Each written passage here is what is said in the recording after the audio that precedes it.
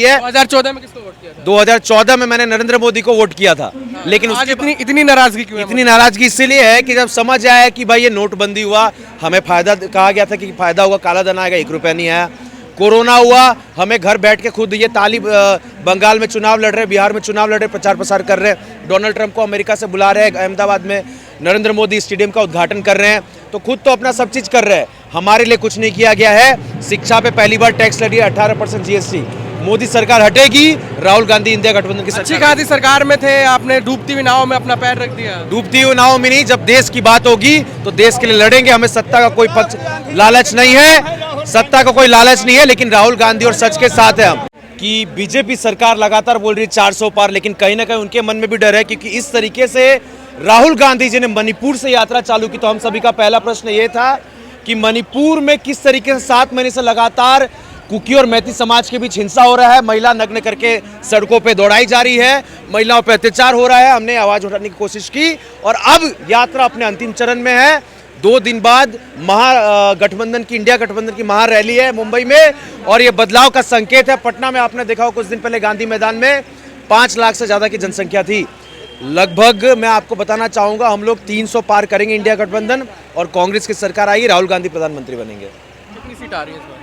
300 से ज्यादा बेझिझक। 400 पार। वो 400 पार। मैजिक, मोदी का विकास। मोदी मैजिक अब खत्म हो गया, लोगों को समझ आ चुका है। यहाँ जनता है, जनता से आवाज आप उठा के पूछ लीजिए। राम और रहीम के अलावा, उनके अलावा कुछ उनके पास मुद्दा नहीं है। अस्पताल हो, शिक्षा हो, कोई चीज उनके पास नहीं है। हम 5 न्याय का मांग कर रहे हैं। वापस से मैं आपको बताना चाहूंगा, महिलाओं के लिए सम्मान, युवाओं के लिए रोजगार, किसान के लिए उनकी आय बढ़ाई जाएगी। भागीदारी जो है सारे जात पात धर्म की भागीदारी होगी हमारे यहाँ, जो भी यहाँ पे सत्ता है या फैसिलिटी है, नौकरी है, सब चीज़ में।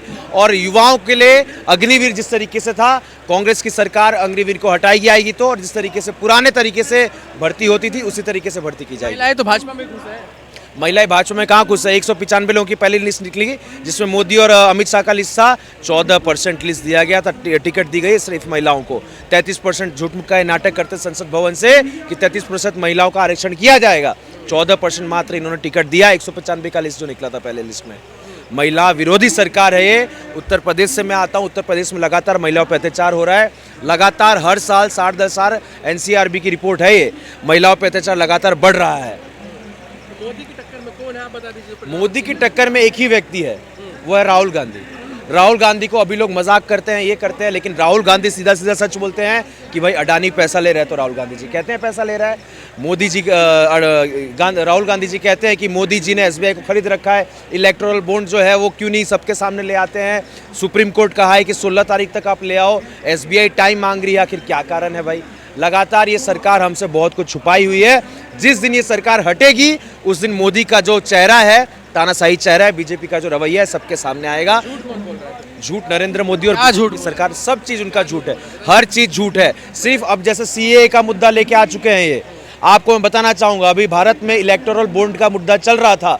जनता और आप सभी मीडिया को वो दिखाना चाहिए कि भाई इलेक्टोरल बॉन्ड जो है सबके सामने, कहां से कौन चंदा कितना पार्टी को मिल रहा है, पूरी जनता के सामने आना चाहिए। तभी भारत के लोकतांत्रिक देश में संविधान बचा रहेगा। लेकिन ये लोग CAA को आगे ले आ रहे हैं झूठ मूठ के। चुनाव का समय आ रहा है तो हिंदू मुसलमान की राजनीति करना चाह रहे हैं। वापिस से चाह रहे हैं मुसलमान को प्रताड़ित किया जाए, और हिंदू को लगे कि मुसलमान को प्रताड़ित कर रही है ये बीजेपी सरकार, यानी हिंदू राष्ट्रवादी सरकार है। कुछ ऐसा नहीं है। लेकिन वो कह रहे हैं कि जिस तरीके से जो लोग हिंदू प्रताड़ित हो रहे हैं, वो पाकिस्तान में है, घर मिल जाएगा, अपने घर आ जाएंगे, इसमें दिक्कत क्या है? देखिए, आप मेरे को पहले बताइए, आपके भारत में जो लोग उनको तो पहले सुरक्षित कीजिए। हमारे भारत में आज भी ये कहते हैं 80 करोड़ लोगों को हम अनाज दे रहे हैं, यानी हमारे भारत में गरीबी अभी भी है। 40-50% गरीबी है, 30% हमारे यहाँ बिलो पॉवर्टी लाइन जनसंख्या है। आप बाहर से पूरे विदेश से लोगों को ले आना चाह रहे। हमारी भूमि तो उतनी ही है, हमारे जो संसाधन है वो उतने ही है, हमारे पास नौकरी, अभी युवा बेरोजगार घूम रहे हैं। आप पाकिस्तान और बांग्लादेश से युवाओं को लेके आएंगे, उनको नौकरी कहाँ से देंगे? आप गरीबी और बढ़ाना चाहते हैं हमारे देश ना, थोड़ा थोड़ा धीरे धीरे कर तो रहे। वक्त कितना दिया जाए? हमारे भारत देश में युवाओं का देश है, 65% युवा हैं, हम भी उसमें से आते हैं। वक्त नहीं है हमारे, मौका नहीं देंगे मोदी, कोई मौका नहीं देंगे हम। 24 मोदी को हटाएंगे।